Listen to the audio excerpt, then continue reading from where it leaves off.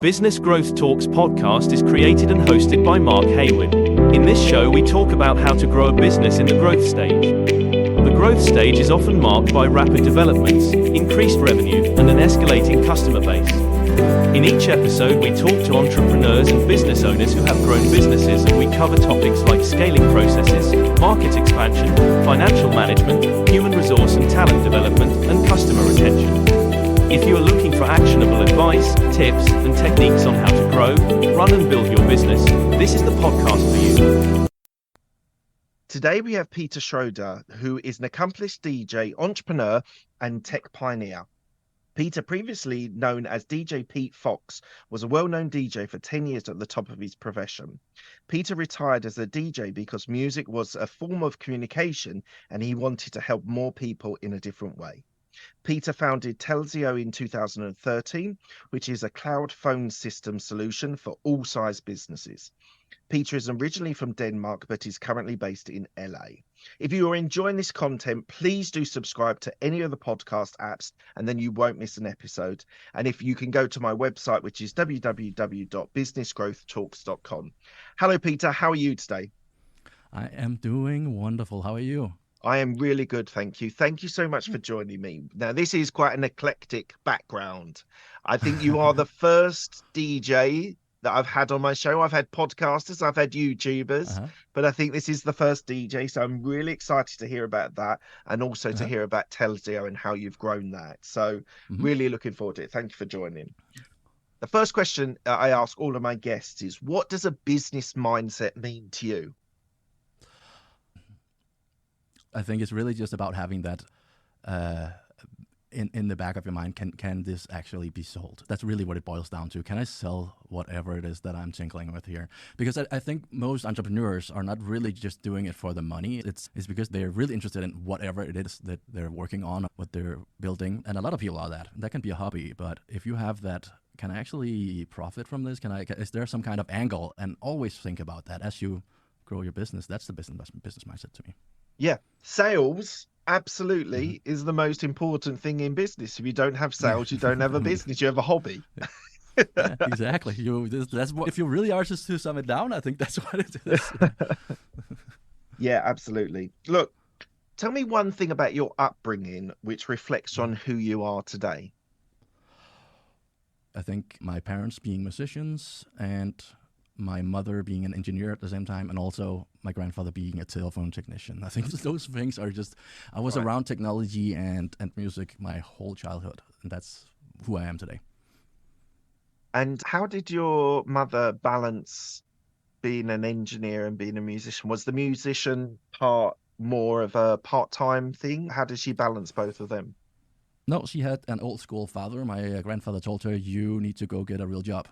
She was actually, when she was 16, she was invited to play the lead pianist at the local symphony orchestra where she grew up. Literally like something people wait years, like their whole life for getting that job. It's a paid job. But he was like, no, you need to go get a real education. So she left that, and she was obviously still good at playing the piano, but yeah, she never pursued it. Oh, so that's quite sad that she wasn't, in a way, she wasn't allowed to be able to express her passion. Yeah, and I think that's why she was so supportive of everything I did as a kid. Yeah, she was just a really good supporter. She tried to set boundaries in terms of not letting things get out of hand, but at the same time, really good at supporting me. Ah, it's amazing. It's amazing. And I think one of the things that my listeners will know this, but you may not. I was in corporate for 13 years and left about 4 years ago now, and I was doing the podcast anyway, but started businesses. And I was having this conversation with my wife a couple of days ago. The freedom that I have as a business owner is hugely different to having to clock in at 9 till 5. And in my job in the corporate, I was actually doing 8 till 8. So I had no time available for the kids, for my wife, for other passions that I have. And I really feel that entrepreneurship is not for everyone. And I respect people that like the security of employment. And I would never criticize anyone for that choice. I just think that for me, it's been a very freeing experience, and being available more for my kids and being flexible with my timings. That's one of the reasons that I absolutely love entrepreneurship. Is it the same for you? Have you like, because you've always been expressive in being a DJ as well, but how do you deal with the freedom side? No, there's no doubt. That is the main thing. I forget who it was that said entrepreneurs are the only one who's willing to work 80 hours a week to avoid working 40 hours a week. And it's so accurate what you're saying. The freedom is in the back of your head. It's the stuff that you, just the ability to run an errand, even though you don't because you're working all the time. But it is that freedom. And I think if you were to really make it black and white and make it a little extreme, that is what prison is all about taking away. So I think there's definitely something to that. And I love the fact that there's a place that we've got about 5-minute drive, 10-minute drive. And I go and do the errands, and I just go and pick a few bits up and things like that. And there's a coffee shop there. And I went in there a couple of days ago, and I was like, God, you're here every day. I only do weekdays because I don't want to work at the weekends because it is chaos. It is so busy, and there's so many people wanting coffee that are doing their shopping and doing their bits, their errands. I was like, God, that is so nice that I walk in 9 o'clock when they open, and it's nice and calm. I don't have the children and the families running around. It really is. It's been a great, enjoyable experience. And I don't think I could go back to doing corporate stuff these days. No. I think my mom always used to say to me when I was a kid, don't think any less of the guy that works in a factory who sits there and all day doing the same repetitive motion. There's some bliss in that. That's for someone. There's people that actually enjoy that. When they're off work, they're off. They're not thinking about work. And that's definitely for someone. It's not for me at all. I couldn't do that. But I have the exact opposite. There's people are different, and you gotta always remember that in all parts of life, really. And you got to embrace people for what they want and what their aspirations are. Let's get into your DJing. So you had an influential mother who was into music, but when did you start getting into DJing and thinking that you might be able to have some sort of career in this? Oh, third grade, I think. I saw a mobile discotheque thing at a school party, some school ball or something like that. And I was like, that is so cool how that guy can play music and people just go crazy just by putting some records on. People are having a great time because of what he's doing up there. That's what I saw. And I was just, okay, this is what I want to do. And I started playing at my friends' birthday parties with 2 ghetto blasters and some cassette tapes. And that's really how it started. Eventually, I got it old enough to get bar gigs and club gigs and stuff like that. But it started that early. I was thinking I was like maybe 9 or 10 years old. And were your musical influences from present at the time, or was it inspired by music? Were you using samples from older music? Early on, it was really just whatever I had available. Eventually, it was like the newest things. Denmark and electronic music was a big thing in the 90s, so still is. But that was definitely the biggest influence back then. And also when I started actually making music, I found out, hey, I have a computer and I can actually produce stuff, and it would sound somewhat, or I thought it would sound somewhat what you would buy. So that was electronic music for sure in the first many years. It wasn't until later I started making pop and other genres. And who was your inspiration for DJing? Oh, that's a good question. I think so the interesting thing is, for me, it's never been really about having an idol or want to be like someone else or be like a famous DJ or something like that. That's never been my goal. It's always been, I wanted to play at bigger clubs and cooler parties because it's just fun. But for me, it's all about seeing people, how they react to what you play, and being able to give someone a really good experience or give them a good night just by playing some songs for them. That's what it's about for me. It's like the same as if you're hosting a dinner party and you're making some good food and you're having some friends over and they're having a good night. It's the same feeling, and that's what it's about for me. That's what it's about. When I started out, there wasn't any famous DJs. It wasn't like a thing. It wasn't until, maybe 10, 15 years ago that actually started becoming a thing. Yeah. What was your highlight as being a DJ? Oh, there's been so many. They all blur together. I think the highlights were probably also the worst part of it. In 2012, 12-ish, played around, I think it was 383 or 84 gigs in a year, in 12 months. And that burned me out completely. Most times it is 2 or 3 gigs in a day, and then you have a couple of days in the beginning of the week where you travel and stuff like that. Yeah. And I was sort of burned out by it. But at the same time, that's also when I played some of the biggest gigs. I played for a couple 100,000 people, and I played. I think one of the very last gigs I ever played was in Hawaii, where I played a late morning, like a 6 a.m. gig at a festival, an outdoor festival, where the sun was coming out over a cliff in the back, and there were 10,000 people in front of the station just watching the sunrise as I was playing some music. That was just amazing. Yeah. Did you ever play Ibiza? I did, yeah. Been there quite a few times. It was back in the late 2010s, so I would say like 26, 7, or 8, and that's when Ibiza had a little bit of a downturn. I think it's gotten bigger again now, but it had a little bit of a downturn in the late 2010s. Yeah, it's iconic, isn't it, for a DJ to be able to play there. For me, music is bands, but when I went to university, I was exposed to a lot of different experiences, and one of the things was that we used to have quite popular DJs. I was in Leicester, which is the middle of England, but it had a very thriving music scene, both bands as well as drum and bass, as well as electronic music and trance and stuff like that. So it was a very interesting arena. I never got to it, but it was definitely on the sort of bucket list of things to do. But it's do you think the music scene has changed for DJs in the last sort of 10 years? Oh yeah, I obviously still have a bunch of friends who are still in that industry. Most of my closest friends are. And I can definitely tell it's changed. I got out, is how I usually put it. I played my last gig 10 years ago, my last professional gig. And I got out right before things really changed. And now it's more about how many followers you have on social media rather than whether or not you're a good DJ. And a lot of the DJs who have a lot of followers are popular because they have released a couple of songs, and they're typically not even DJs. They're just artists that are good at producing or writing songs and have had a couple of hits. And then the only way to really perform that and make money off of that, because that's really where the money is in the music industry, is not really by selling music anymore. And the only way to do that is by performing as a DJ. And then they have to become DJs, and they're not. I'm a little tired of that whole change, and I'm happy I'm not part of that race. Okay, I understand. So what was it like? You set up your own music label, and you on the research I did, you were working with other DJs, helping them. What was it like, that transition from being the talent to being the boss? How was that as a transition for you? So I think, if you're really to put it, there's not really a big transition, because as a DJ you are your own boss. You're an entrepreneur. At least if you want to become good and get the good gigs, you have to be your own marketer, social media manager. You have to be your business manager and a booking agent oftentimes, until you get big enough to have that.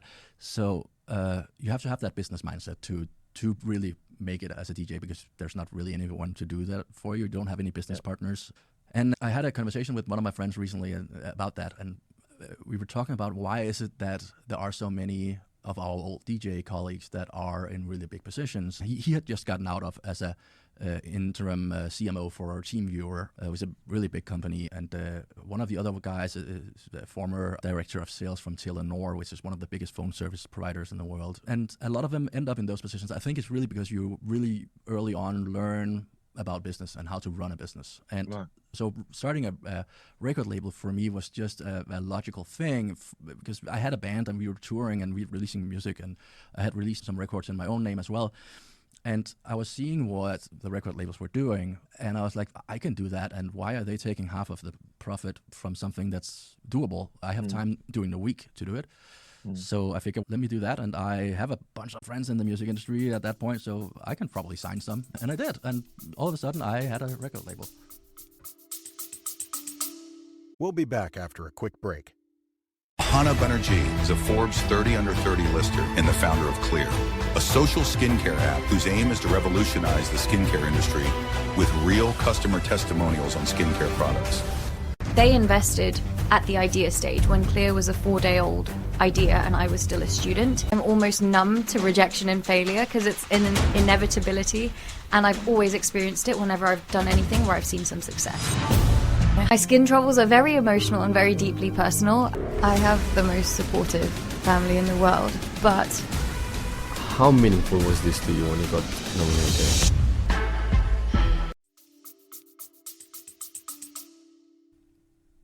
So when did you realize, I know date-wise it was around 2013, but when did you realize that you wanted something different, go along a different path? This is actually interesting because I don't think I realized that until I was already there. When in trying to get my dates right, in 2012, I had just told my agent that I need to cool off for a second on the gigs. I need to take a little break and make some new music. I played pretty much nonstop for a year at that point, and one thing I was burning out, but I also needed to make new music. You need to stay relevant, and I'm not able to just sit on a laptop on a plane and make music like some of my colleagues are. I'm really envy of those. I need to be neatly, tidy studio, perfect mindset, and I have raging ADD, so I need to control that in order to get something done. So I told her to cool off on that, and while I was just at home and was supposed to be making music, I started coding on a project. It was really just like something for the music industry, like a platform to share music between artists and record labels and radio stations and DJs, so promotion. And I needed a phone system for that. I needed like a support line for that, and I couldn't find anything out of the box. So I was like, okay, I'll just code that myself. And I made a little UI for it. And then I just got bit by that. It was so interesting, so much fun to be able to write code, and then all of a sudden a phone would ring, a physical one, like right next to you, and there was just something to it. So I kept working on that, and at that time I had just met my now wife, and she was visiting me. She's from LA, but she was visiting me in Denmark, and we were like, there's probably something here. Let's try and just put it online and see if someone wants to sign up and become a customer, and we did.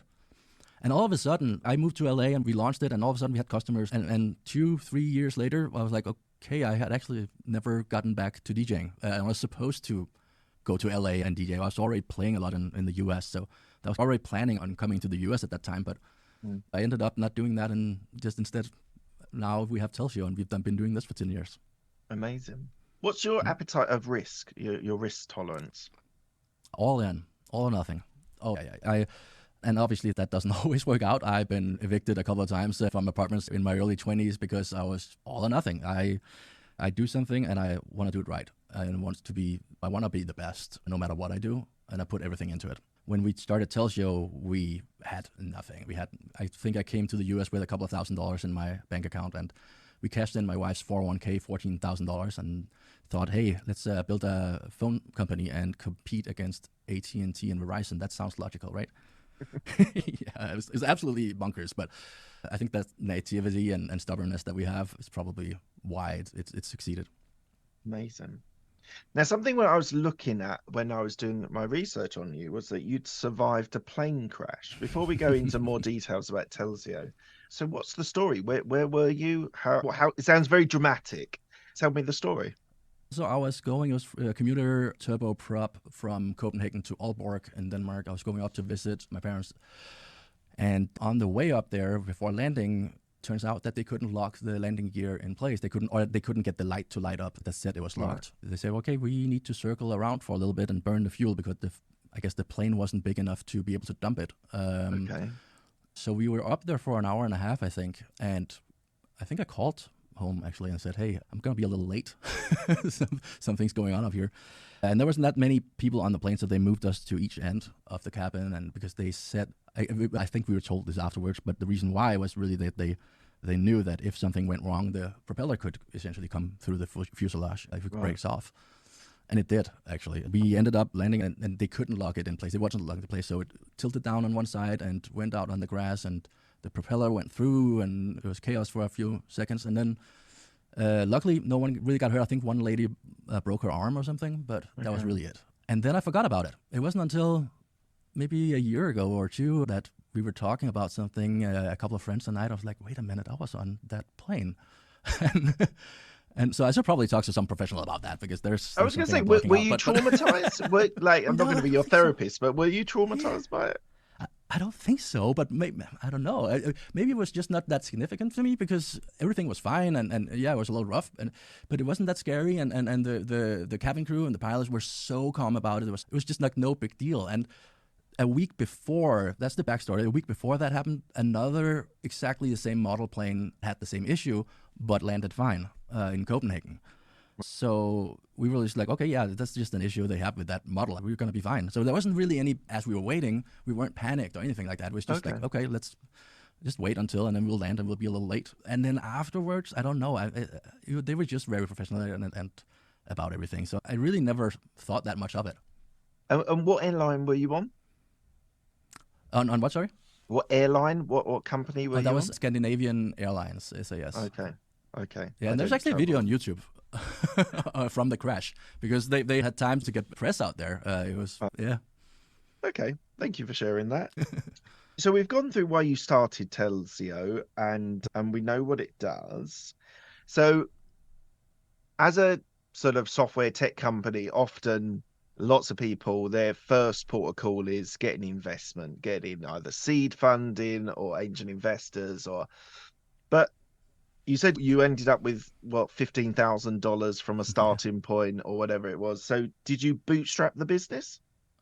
Yeah, so we thought that getting VC money from Silicon Valley is how you do it. Thus, coming into, this is what you hear, right? This is what everyone tells you. That's the only thing you hear about.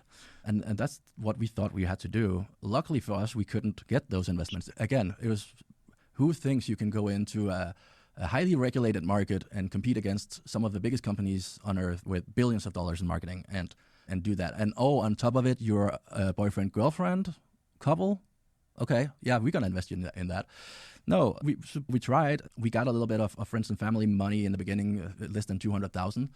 And that was able to get us the first couple of employees. But that was it. That was all we started with. And then, yeah, we tried to secure that funding for maybe the first 2 or 3 years until we realized that that's a different business. That's, if you're doing the VC route, if that's what you're doing and really going for that, then you're in the business of raising money. That's a whole different ballgame.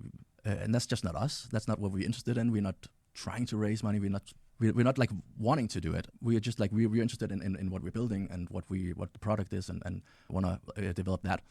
So we essentially just kept coding and building the product and trying to add features. And every time we added another little feature, then a bigger client would sign up and they would have a request and we would add another feature and then a bigger client. And all of a sudden, Facebook signed up, Airbnb, Google, Samsung, and so on. So going from like having a small startup-oriented product where we had 3 or 4 features and that was it, and the customers were like 2 or 3 employees, going from that and then all of a sudden having these big multinational corporations as your customers was really just something that happened gradually and happened because we just reinvested everything over the years into hiring more and more people and getting stuff done.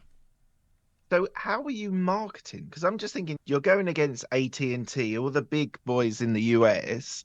So I'm interested, what was the marketing strategies that you gradually built your business into Facebook and all the other clients, Samsung and whatever? What was the marketing strategy for you? That's rough, right? The thing is, for our business, it's a cloud-based service, right? So people go online and sign up and manage it online. For a business like that, we need to be available online. It's hard to go out and sell something. It's only B2B. So it's hard to call someone and say, hey, do you want to buy a phone system? It's like calling someone and say, hey, do you want to buy a house? You need to be there when they're looking for it. And the main place where people look is obviously Google and reviews and these kind of things. And to buy ads on those keywords is extremely expensive. It's $500-600 per click. And the thing is, the math does add up because a customer typically stays for a long time, and the monthly, depending on the size of the business, the monthly MRR, the recurring revenue, is pretty high, and the margins are good. So the math does add up, but you have to have a huge upfront investment to do that, many millions. So we had to be really smart about it. We had to figure out, okay, then what can we do? And for us, it was really just about, let's get good at SEO. Let's make sure that we get those placements for free. So we spent 10 years doing SEO and really getting good at it, down to not just the content, but the whole technical aspects and everything around SEO. And we nailed it. Now, if you go and search for something like phone menu or call queue, we are on the first page on Google, and we get those clicks for free, where the other ones pay $500-600 per click. And that's really how we did it. We never, ever paid $1 for advertising. in our company. Wow. It's always been about SEO and a little bit of PR here and there and stuff, but it's not been anything significant. We have tried things, experimented, but the thing that really has paid off and still keeps paying off for us is just SEO and of course word of mouth, happy customers. So let's break down SEO. So all of my listeners will know what SEO is and how to build up your clicks on Google. As a it's a long-term strategy, as you just described. It's like you pay the ads, you shortcut to the top. Some people like the ads, sponsored ads. Some people don't, and they just look for the first on SEO. How did you, as with your mind and the way that you approach things, how did you build up that you're now at the top of the list for SEO? Yeah, so like you say, it is a long-term strategy. It's not something that just happens from one day to another. 10 years it's taken. I would say if from you start doing it, you shouldn't expect any results for another half year, really, until you start seeing anything like significant. But at the same time, when we make a change to any of our sites or anything like that, we see an instant uptick in traffic typically. So once you are going, it's a big train. Once it's up to speed, it's going, and you're starting to get free traffic constantly. We get a lot of traffic on our website. But yeah, how did we do it? So it's really about, there's a lot of aspects to it. I think main thing is obviously content, and Google is very clear about this. There's a blog on Google's website where they tell you exactly what you need to do, and you just have to follow it. They literally tell you what you need to do, step-by-step guide. And it's really about creating value for the visitor. That's what Google wants. So Google, when you search for something, Google wants to give you what you're looking for right away. That's how Google is the best search engine, and that's how they keep their customers coming back to Google.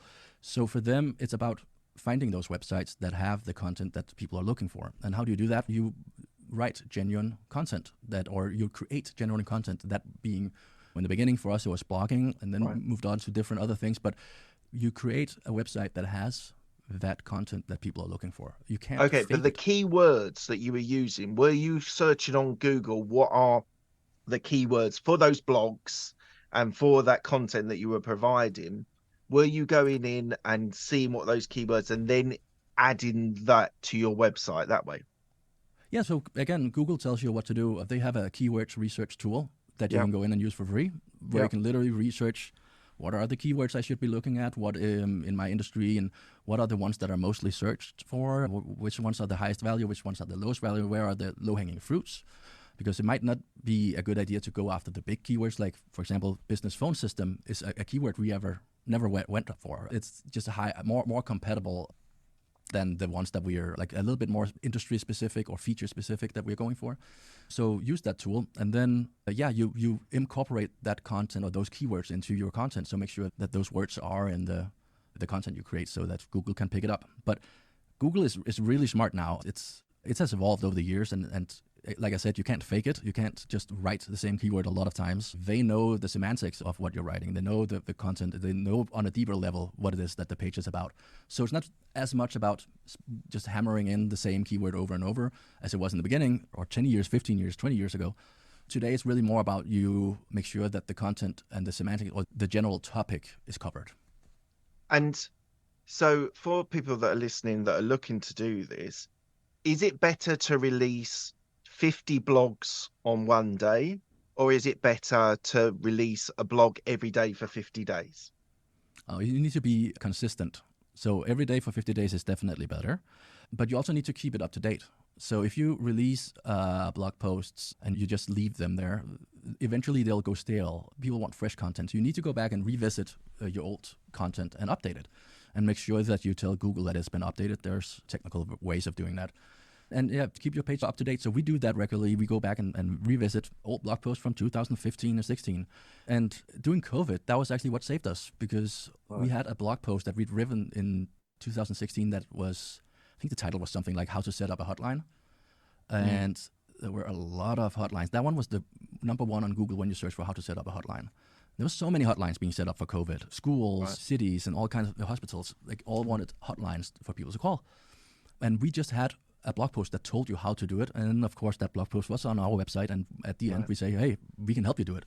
But that way, it was crazy. From one day to another, we just, we had to hire 20 more people just to keep up. Amazing. That's incredible. What's your USP? That's a good question. That's what I'm here for. I've never thought about it. Is it business focused? Are you looking, like you said, you've got the bigger clients, but Yeah, do you still look I for medium-sized businesses as well? Is it what's the attraction? I get the SEO and I get that people come and then they find you and they say, oh, actually, that would really help my business. And the well, thing yeah, that I love about Google ads versus Facebook ads is people are intentional that they are looking for something on Google, where on Facebook ads, yes, they're much cheaper, but you scroll, and sometimes you never see the ad. So that's yeah. one reason why I love Google ads much more than Facebook ads. But there's got to be something that you position yourself in the market. Well, we obviously we have our ideal customer, and we have a target that we generate our content around and target towards, and that's small businesses, 50 to 200 employees size. That's a target. But the interesting thing about our product is it scales really well. We have, I think this is also like the Dane in me, the solidarity part that keeps coming back up. For me, it's never been about trying to sell hard and make as much profit as possible. It's about creating a good product that people really enjoy using and that brings benefit to customers. And the reason why I started the whole thing in the beginning was because I couldn't find anything that I could afford or was easy to set up. Yeah. For me, it's not about that. It's about creating a good product, and that reflects in our pricing model. We have always done it different. We are the only one in the industry actually doing this, where we charge you for the usage only. So go sign up and you get all the features for free from day one. You can use everything that Facebook uses. You get all of that. There's no like enterprise plan or anything like that. Yep. You get everything. And then you just pay per minute or per text or whatever you use. And of course, as you scale, the more you buy, we have a little bit of discount for that, but we try not to make too much. We try to really democratize this product so everyone can be. So for that reason, we have still customers with startups with 2 employees, and we have some with 5,000. And they use the same product and the same features, all of them. So I can't say there's any... So you can grow they can grow with your services.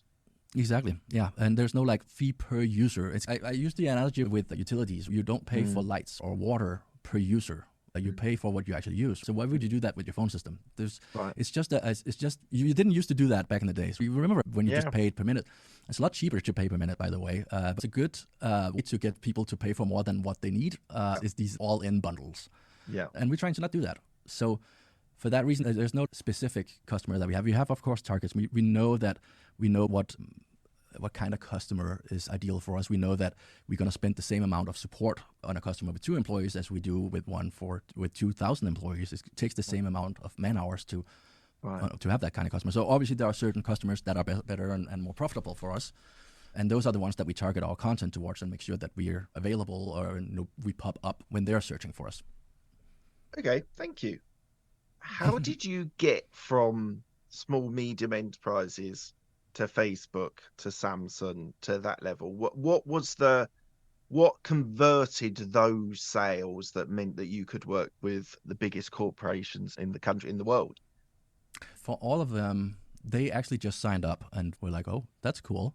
And then when we saw that pop up, they just signed up. And it's typically a smaller division within those companies that need it for a project or something like that. But then we have a foot in and we are able to go to them and say, hey, you really liked the service, huh? Didn't you? And they were like, yeah, we did. That was really cool, very easy to use. Can you get us in touch with your IT team or whoever is in charge for your corporate phone service? And they're always happy to do that because they really liked what they already had. So why wouldn't they spread that within their organization?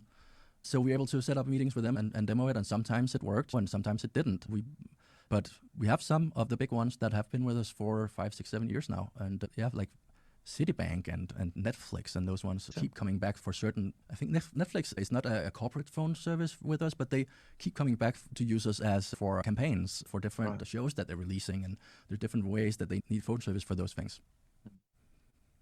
So something which is a reoccurring conversation on this show is about sales. Now, sales is the lifeblood of any business. You need to convert leads, and we've talked a little bit about your marketing strategies using SEO and various things.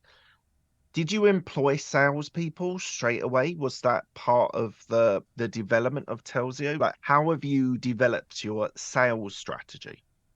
I wish I had. Let me say it like that. This is one of the main things I've learned, that when I start my next startup, which I will eventually one day, gonna have a co-founder who's the sales guy. And it's something we didn't have and we weren't focused about. Like I said earlier, it's been about product, it's been about customer experience all the way. And it's probably also why we're taking the long road. We could probably have grown faster if we had been focused on sales in the beginning. But I think we also wouldn't have had the same product. We haven't had the opportunity to create what we have today. But yeah, it's definitely something that I wish I had done. I think the first full-time salesperson joined us 2 or 3 years in. She's still with us today, by the way. Right. And yeah, it was something that and actually up until a year or two ago that we haven't really focused much on. Now we have a full-on department for sales with lots of sales reps, but still only doing inbound sales, meaning that we still just answer the phone when people call us. We're not trying to do any like cold calling or anything like that. You don't do anything like that? None. It's all word of mouth and yeah, SEO. So when people find our website, and of course when they sign up for trial, we'll reach out to them and make sure that they are off to a good start and that we get what they need. But yeah, we don't do any of the other ones. We are lucky that we have a crazy conversion rate, over I think 50 or 60% of the ones that sign up for trial. Right. That talks to the product itself. It excels at. So for us, we're really more focused about optimizing, getting people onto our website, but also optimizing that funnel. So when they are on our website, that they click on that trial button, that free trial, because when they actually see how good it is, it's easy for us to sell. Amazing. So you mentioned about people that you've had for a number of years. How have you managed to keep talent, whether it's on the coding side or the operations or sales and marketing? How have you been able to keep your really valuable employees? I think it's really about giving people a place they're happy to work at. And it sounds simple, but it's for me, I always had this philosophy of this thing in the back of my mind that I want to make this the place where they look back later in their lives and they said, I really liked working at that place. That was a good place to work. I have that myself when I worked at Denmark's Radio, big media corporation in Denmark. Then that was a great place to work, and for so many different reasons. But I want my employees to have that experience and look back and say, this was where I really enjoyed being, and that stand out. And we actually only have, I think today, we only have had one employee leave us for another job. And that was really because he wanted to move back to Milwaukee and be with his girlfriend. And back then we didn't do remote work. Now we are actually only 4 people back in Los Angeles, and everyone else is remote. Like the whole team is all over the world now. But back then we were like trying to keep our culture and startup, and we didn't know how to work with the remote workers and all that stuff. That's something that we learned. But yeah, it's really, for me, it's about giving them that. And there's many ways you can do that. Of course, we're trying to hire really talented people and pay top of market, making sure that there's no payment reason or like salary reason why people would leave us. That's one thing that you can do. But at the same time, you just want to hire people that are autonomous. I hate managing, for example. There's nothing worse for me than to tell people what to do, and then even worse is follow up on it. So I need to hire people that either can pick things out of my brain, which some of them can for some reason, and or at least are so engaged and really want to build whatever they're building or do whatever they're doing, that they're pretty much just self-running and self-sustaining, and we just have daily meetings to, of course, make sure that everyone's aligned. But for me, it's about finding those people, and when you give people that freedom to also just go run with it and do whatever they want, they grow and they enjoy themselves. They get much better at their work. So are those employees, would you say that they are entrepreneurial like you, or are they more employees that want to have the security of a job? Some of them are entrepreneurial, and those are the ones that are in charge of different departments, the ones that really have that mindset. And then there's others that don't, and really just do a really good job at what they're good at or what their position is. But they still are so excited about doing that and so excited about working with what they're working with that it's almost the same. They don't necessarily need to be entrepreneurial and want to build a business, but they still have that urge to work with whatever they're in their field, that it's a hobby to them, so they can't stop doing it. Who looks after the finances? Is it you or your girlfriend? My wife, yeah, we've got My married. wife, okay. We got I didn't want to married assume. eventually. We got married eventually, but no, yeah, that's her and our operations manager. I am absolutely not good with that kind of stuff. They're running the business. I'm running the technology and the creative parts, the brands, and all those kind of things. But yeah, that's not me. Do you have an exit plan? Do you have where you would actually step away from the business? You have to have one when you take in investors, whether that's big money or it's your friends and family. So yeah, there's always been a plan. There's always been a goal, even though it changes over time. I would say right now we are creating an actual plan because we are eventually going to take in real VC money. We are at the point where now we have validated the product and we have an actual business. It's not just a startup. Now we need money to accelerate the growth that we've been on so far. And for that, you need an exit plan. But for me, it's always been about these little small goals, these little achievable things, that little stepping stones until the next. And it's not so much about, I want to be a billionaire and retire when I'm 40. I'll have to hurry up then. But yeah, that's not what it's about. But at the same time, I also don't want to do this forever. I have a new business idea every single day. And I also at some point need to own a hot dog stand. I can't be doing this forever. I love that. And what you'll find is entrepreneurs are serial entrepreneurs. Is what, if they're not running their business, they're thinking about another one. And actually, a friend of mine ran a podcast successfully for a number of years, which was called Run With It, which was Ethan Jenny, if you're listening. And his podcast was, so we've got successful entrepreneurs on the show that talk about another idea that they think can be successful and they just can't do it at the moment. And I thought it was a really interesting concept because a lot of entrepreneurial people are, sometimes we call it over here shiny penny syndrome, but shiny object syndrome, because you're always thinking about the next thing that could be massive and could be. So I think we all suffer from that slightly. I've had to rein back how many things I do, just purely because I needed to get not better, but I needed to grow the businesses rather than spreading myself too thinly. So I've really narrowed down what I do just to be really good. And a mentor of mine said, this is a Bruce Lee quote, the guy who used to do martial arts, and he said he never worries about the person that knows how to do 100 kicks. He's more worried about the person that has practiced 100 times one kick. Yeah. And I just have learned from that over the years that actually narrowing down what you do and just really targeting and honing on those, that's when success comes, because you've got more time and more experience and more knowledge on how to grow those businesses. So I think we all suffer from a little bit of shiny object syndrome. Definitely. And that can be hard. Like, it's something you have to learn and really be strict about and tell yourself loud. Yes. You have to give yourself a stern word. And I was lucky my wife was good at telling me that. Well, something you mentioned right at the start, and we're going to come on to the quickfire questions in a minute. You mentioned earlier on about ADD. So I want to ask you, is that your superpower? Yeah, for sure. And I didn't find out that I had that diagnosis until couple of years ago, really. When I was a kid, that wasn't even a thing. Yeah, they had just discovered ADHD, and that was the ones that can't sit still and run backwards up the walls. And I'm not like that, but I always was told that, he's really good at what he's interested in, but everything else, he's good at it, but he's not interested and he doesn't get it done. I think I stopped doing homework when I was 10 completely. It's just and I hope my kids will never hear this. Don't worry, I'll take it out of the edit. It's fine. So the thing is, like, that wasn't a thing, but I found out when actually that the employee we were talking about earlier, that one of the first salesperson that got on our team, she was like, why is it that this tax reporting of whatever it was is like 2 months overdue and it'll take you 20 minutes to do it when you can spend all night sitting coding on that feature? Like, maybe you should take this test. And she gave me one of these like online ADD tests, and I was it was just full score. Like, I won the lottery. So I went out and actually went to 3 different psychiatrists because I don't trust the medical system in the US. So I went to 3 different ones and they were like, you are off the charts. And it's my superpower for sure. The thing is, I have over the years, not knowing it, learned what it is that I'm good at and how to hire people and get people around me that are good at the things I'm not at. Yeah. So that I can focus on being extra good. Because what I do is I go down a rabbit hole and I become really good at the things I'm interested in.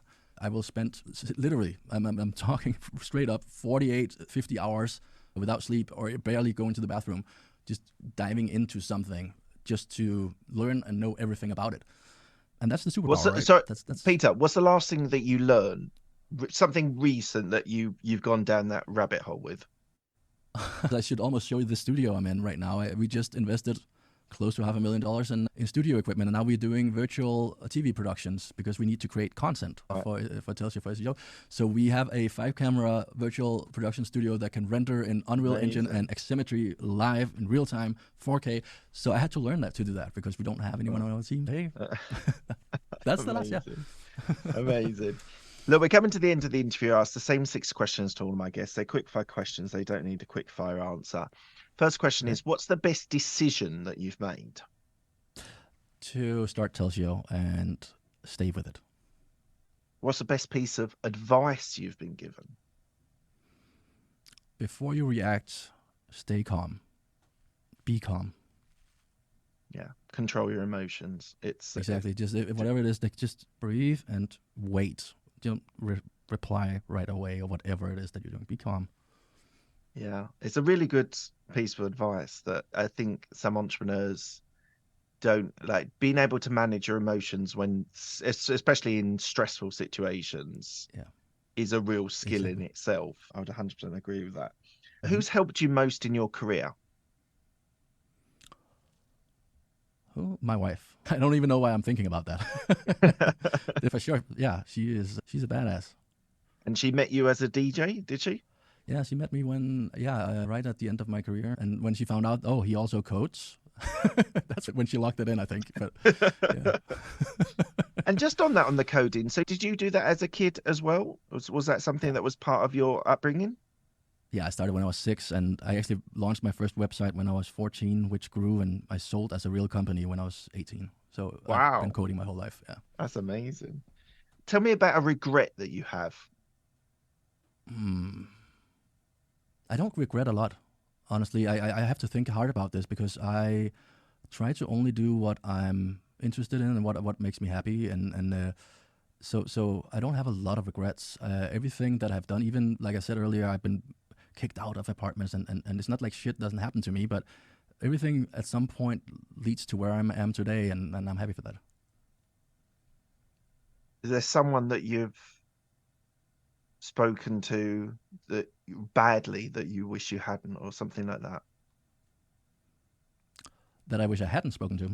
Not spoken to, but spoken to potentially badly, or... Oh, in that way. Yeah, I mean, there's always things. I regret that I had a falling out with I wouldn't even call it falling out. It wasn't really, but an artist I worked with for a long time was a really close friend of mine, and we lost touch after I moved to LA. I saw him recently for the first time in 10 years, where he has now become a director and had his first movie released and was a premiere in Hollywood. So he invited me. He actually called me after 10 years, and I was really happy about that. So I regret that. That's actually thank you for that. What are you most proud of?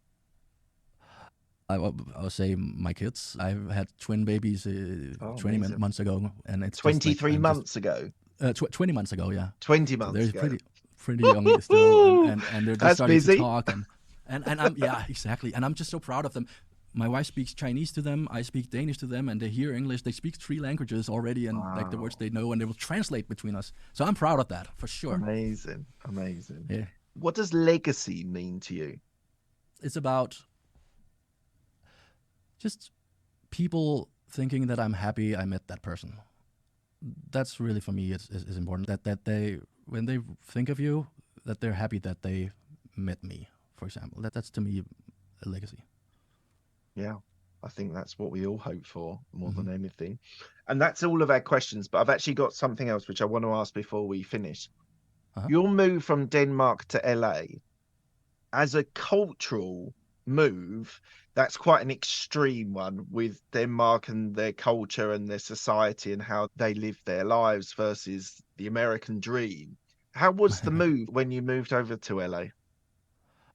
I would say it wasn't that dramatic because we were just busy.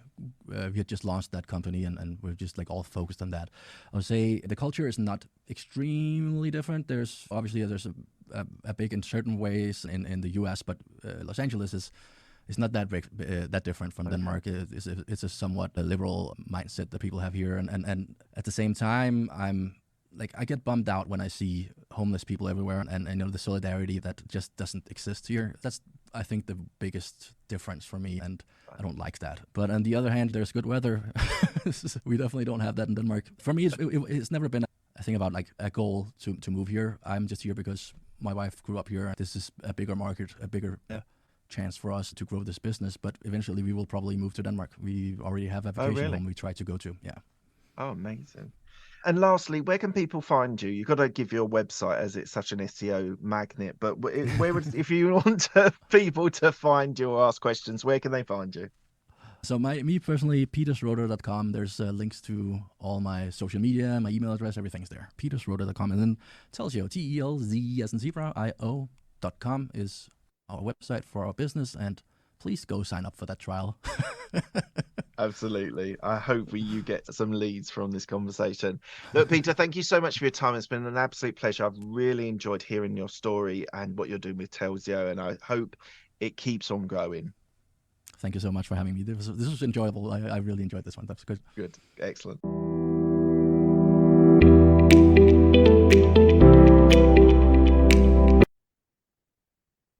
So that was Peter.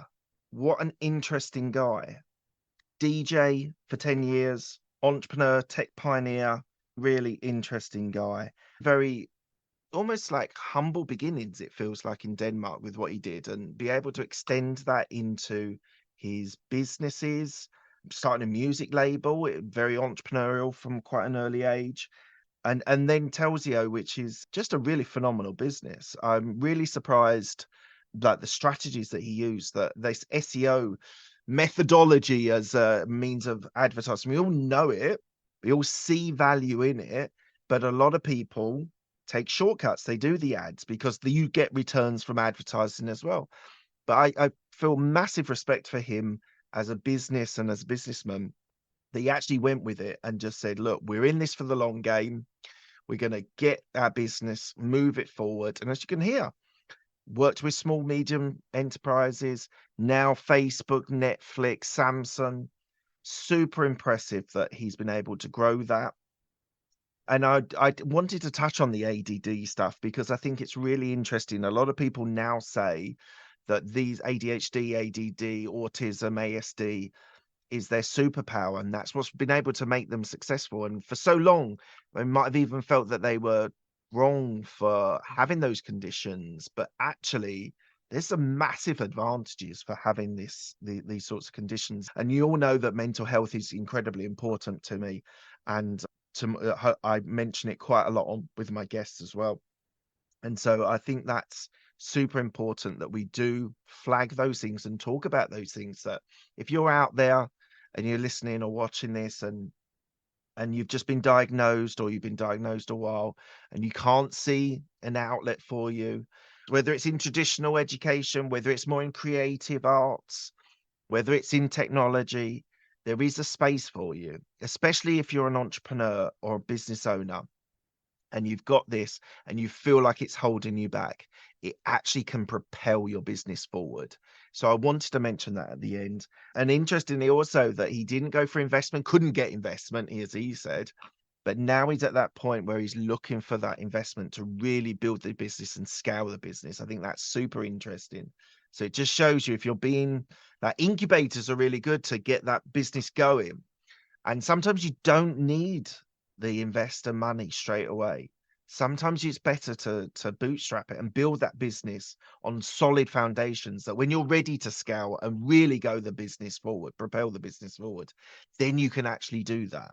So I think it's super interesting that he's gone that route and got a lot of, I think he was a fantastic guest. Hopefully you've enjoyed that as well. And I hope you think I asked some testing questions. We talked about the USB, talked about exit plans. I think it is important that we talk about these sorts of things, because these are the things that you're going to get as listeners and watchers that can actually really help your business and really propel your business. And therefore, these things need to be talked about. And hopefully you've enjoyed that episode. Really enjoyed that. I think he was a great guest. Really interesting guy, interesting stories.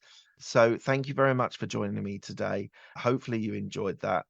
And on to the next one. Thank you for listening to Business Growth Talks. This podcast is released every Monday, so don't miss an episode by subscribing to all podcast platforms, including Apple and Spotify. Have a great day.